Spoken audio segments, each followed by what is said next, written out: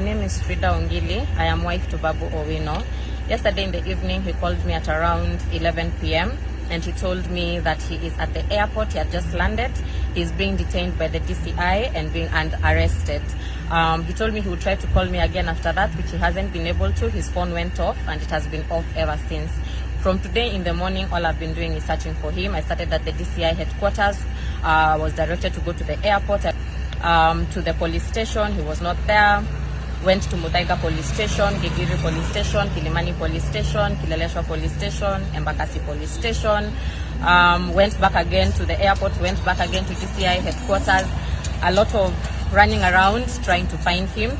Finally, I was given information that he is in Wanguru police station in Mwea, and we came here. He is definitely here because there's a lady who took me aside. I went to the gate and I was begging them that all I want is to give my husband food and to give him some medicine because he wasn't feeling well on Monday. So I was like, I just want to give him medicine. I just want to give him food. Please just let me see him, woman to woman. And they refused me entry. In fact, they literally carried me out of there just at the gate. There was a very, very heavy police presence, and I was able to ascertain that my husband is indeed in Wanguru police station in Mwea.